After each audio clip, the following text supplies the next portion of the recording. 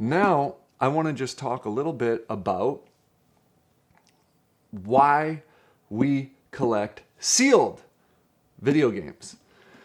And, for me to answer that question, I have to go back to my roots of collecting. Let's go back 10 years ago when I first discovered in about 2012 that you could buy a sealed NES game, an SNES and N64 games on eBay. This absolutely blew my mind because why on earth are these things still sealed?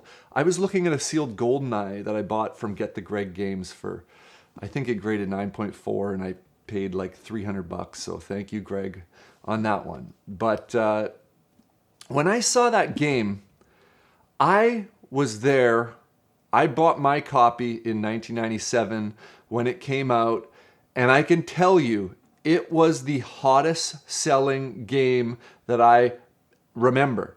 And there is no reason in the entire world why, I don't know if it retailed for $39.99. That I'm a little sketchy on, but it was $39.99 in 1997 is a lot of money. Nobody, and I'm serious, nobody saw a value in sealed video games as being the future of collecting.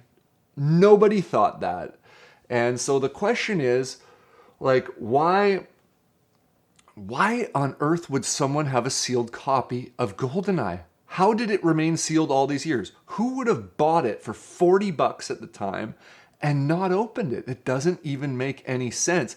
And on top of that, the stores, the retailers that were carrying this game, there's no way they didn't sell out of the bloody game. So why on earth are there sealed copies of GoldenEye? And evidently, it would have sold millions of copies. I wish I knew what the original print run sales were. I'm sure it was high. Let's even just say it sold 1 million copies.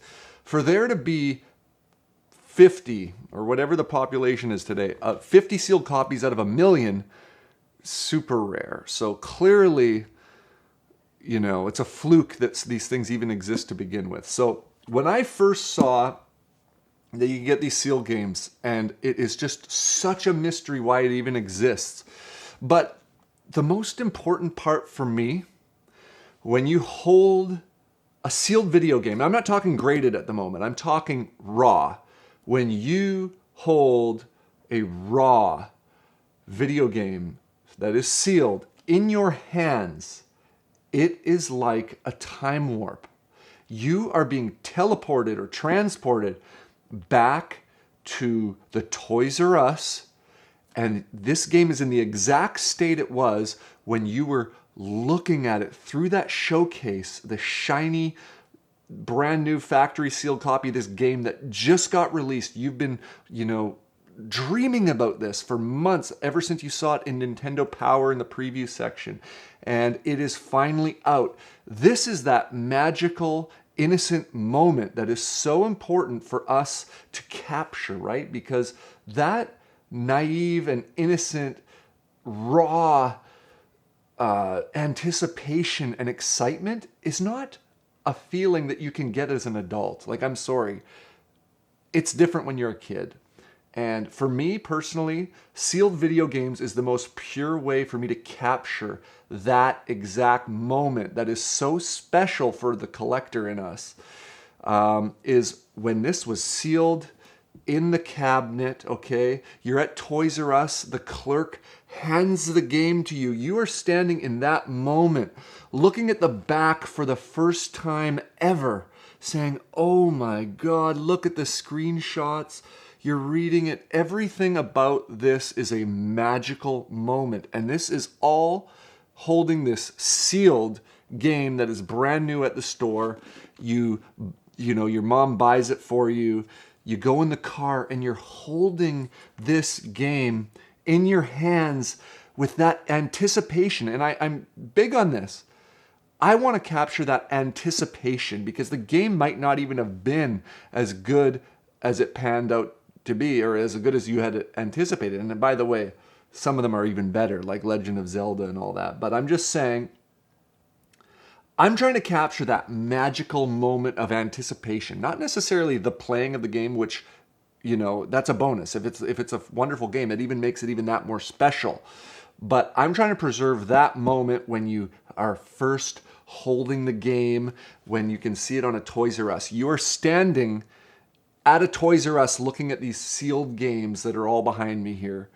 That's the magic behind sealed video games. And, you're welcome to not believe that or care about that, but that is the mentality of at least the collectors that I know that are collecting sealed. That's the magic behind it, okay?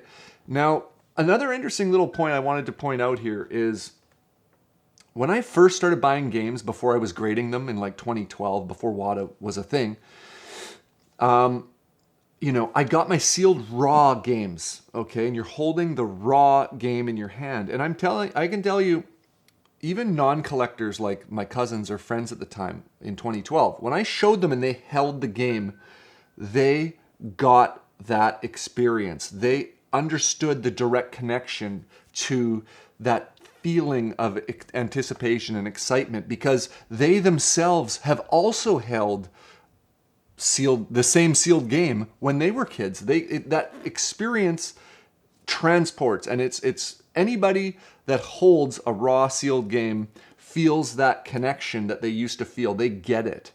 But my interesting point here is, flash forward 10 years later, now that these games are graded, it does change them a little bit. I could show the same game now graded in this nice holder here.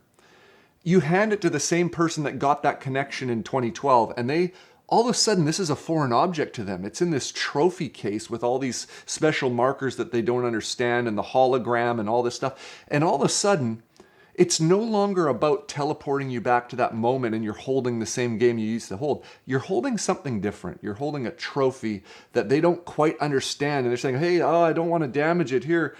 Cool, like I don't understand this, right? But raw, they understood it. And so I think it's an interesting thing, and it's just a natural progression of a hobby in historical objects that, when they get to a certain level, there's something different. And these are different now that they're all graded. I still get that connection, but it's also interesting that in 2012, you just wanted the game sealed. I wasn't as much of a stickler over condition in 2012. And what I find interesting is in 2012, like let's just say Mickey's Magical Quest for Super Nintendo. I wanted that game so bad. When I finally found a copy, I bought it instantly and was so excited to get that game. I ended up grading it. It was like an 8.0. Okay, so the condition was crap, but I didn't care at the time. I was just so happy to get that game sealed. I will say that it's interesting that in today's market or hobby, sorry to use the word market, even though it's whatever. But in today's hobby, I will say that a game I have been looking for forever, it comes up in 8.0 condition. And it crosses my mind, like the condition is so bad, when really you should be happy to find it in any grade. So that is an interesting result of, when grading does take over a hobby. But it's like I said, it's just a natural progression. So I think that, collecting sealed is very special. It has that special connection to your childhood. But on top of that, sealed is much rarer, obviously, than complete in box. And so for a collector that wants that extra challenge, I'm going to go after the sealed because they're much rarer. I don't want to complete my collection overnight. I don't want to be able to drop $100,000 and my collection's complete in one swoop, okay? This is like this is a whole challenge. So I believe that no matter what you collect, that we collect for the same reasons. Collecting isn't just about the object, it's also about the intricacies of that object. And maybe, you buy a Mega Man 1 because you remember it as a kid, but now you see that it has the Capcom grid box design, and wait, there's 7 other games that are Capcom grids, and wouldn't that set look cool? And it's so rare. How many people in the world have done that? Wouldn't that be a cool set to put together? Now, all of a sudden, you're pursuing games that you've never even played or even potentially have heard of. Like, I personally never played Commando, but all of a sudden you find yourself dropping, 15 grand on a sealed hang tab copy, and you're saying, wow, like, what a special object. It's so rare. You look at the rarity, you look at its place in history, and whether or not you've played the game is beside the point. People collect for whatever reasons they want to collect, and people veer off into different, niches of collecting and that. So, anyways, to me, that's what it means to be a collector. There are speculators out there, absolutely. And by the way, when the market goes down, a lot of the speculators leave. And, you will see who the real collectors are when they're still there. I would compare a speculator, a pure speculator, to be somebody that wants to buy something, put it in a vault, and come back in 10 years, and it's worth, a huge percentage higher than what they paid.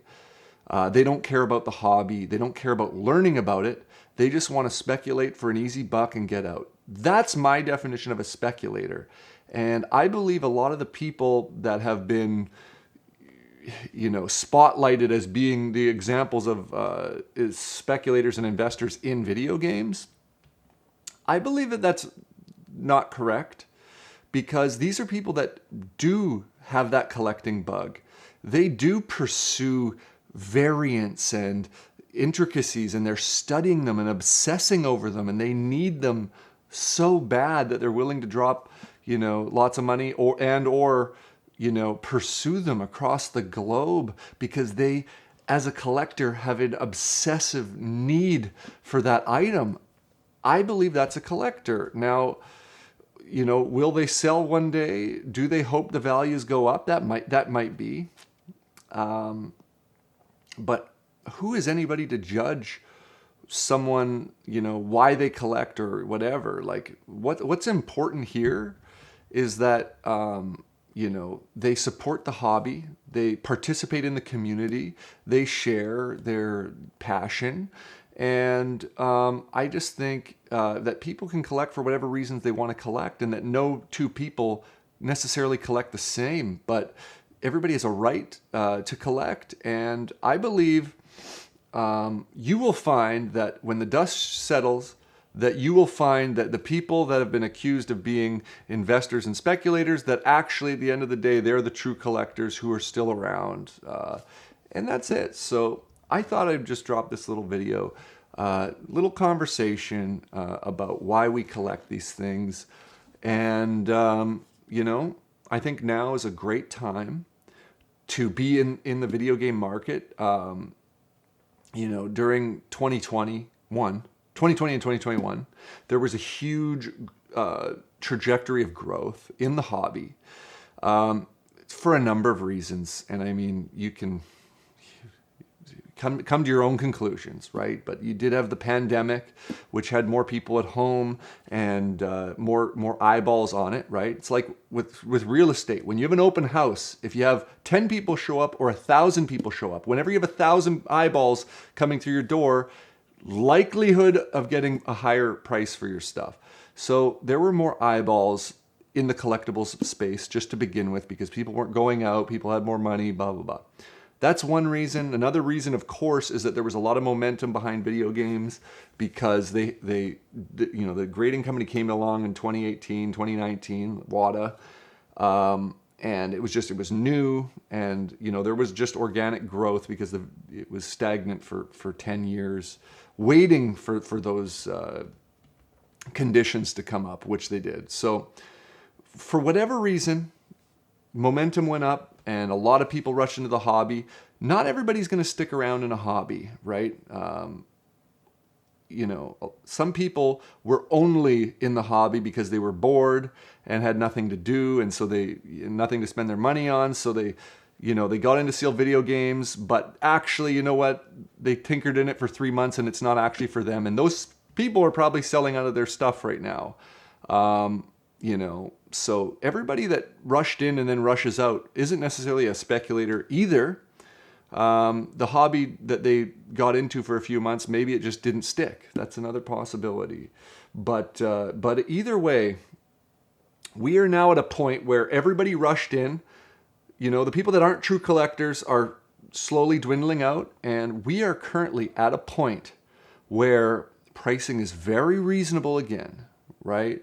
And I believe now is a good time. I don't think that the market is going to surge in the short term, just simply because of economic conditions around the world. So I believe now is as good a time as any to be a sealed video game collector. You have time is on your hands. You don't have to rush into a game. You can study the market, right? It's not necessarily, 3 months from now, prices aren't necessarily going to be higher. So you don't have to rush into anything. But now is a wonderful time to be a sealed video game collector.